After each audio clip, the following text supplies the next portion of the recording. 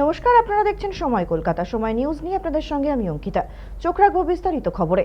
Vote পর্ব মিটতে না মিটতেই বোমা উদ্ধারের ঘটনা ভাটপাড়ায়। ভাটপাড়া পুরসভার ৩৫ নম্বর ওয়ার্ডের বিবেকনগরের একটি পরিত্যক্ত ঘর থেকে উদ্ধার হয়েছে ৩টি তাজা সকেট বোমা। খবর পেয়ে তড়িঘড়ি ঘটনাস্থলে পৌঁছয় সেন্ট্রাল ফোর্স ও জগদ্দল থানার পুলিশ।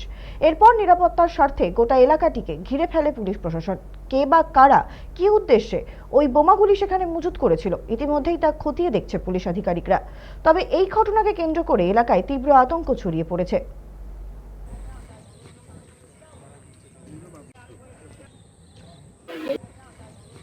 আমার একটা ছোট বাগান আছে, তো সবজি টবজি নিতে আসি। সকালে ভেন্ডি পাড়তে যাচ্ছিলাম, তা দেখি পাশে একটা রাস্তার ধারেই ব্যাগ রাখা আছে।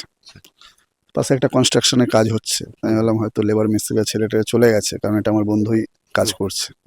ভাবলাম তাহলে তুলে রেখে দিই, মিস্ত্রিরা আসলে নিয়ে চলে যাবে। আমি একটু সরিয়ে দেখি, যখন ব্যাগে হাত দিতে যাই তখন দেখি একটু বোমা টাইপের মনে হলো, সুতলি দিয়ে বাঁধা বড় বড়। আমি দেখে তখন ছেড়ে দিলাম, ছেড়ে বাড়িতে চলে গেলাম। বাড়ি গিয়ে এখানে ওই মোহিত রয়েছে আমার বন্ধু, ওদের খবর দিলাম, দিয়ে পুলিশকে খবর দিয়ে প্রশাসন এসছে, প্রশাসন নিজের কাজ করছে।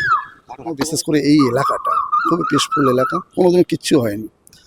কিভাবে এগুলো হলো আমি তো বুঝে পাচ্ছি না, কোনোদিন আমরা দেখিনি। আমরা তো থাকি এখানে।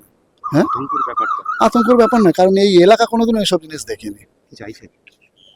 এগুলো ইনভেস্টিগেশন করে এদেরকে হার্ড অ্যাজ পসিবল অ্যাকশন নেওয়া উচিত, আর স্টার্ন অ্যাকশন, যত তাড়াতাড়ি সম্ভব অ্যাকশন নেওয়া উচিত। এখানে এই প্রথম শুনছি যে বোম রেখেছে, কিন্তু কোনোদিন শুনিনি। এত বছর আছি এখানে, কোনোদিন মারামারি ঝগড়াঝাটি কিছু না, খুব শান্ত, একদম শান্ত জায়গা। আর হঠাৎ যে এটা করলো, এখন তো আমাদের মনে ভয় এসে গেল, কখন আসবে, কি করবে, ফেলে দিয়ে যাবে কি রাত্রিবেলায়। বাচ্চারাও থাকে, খেলা করে মাঠে ঘাটে। তাহলে আমরা ৩৫-৪০ বছর ধরে এখানে বাস করি, কিন্তু কোনোদিন এখানে এরকম ঘটনা ঘটেনি।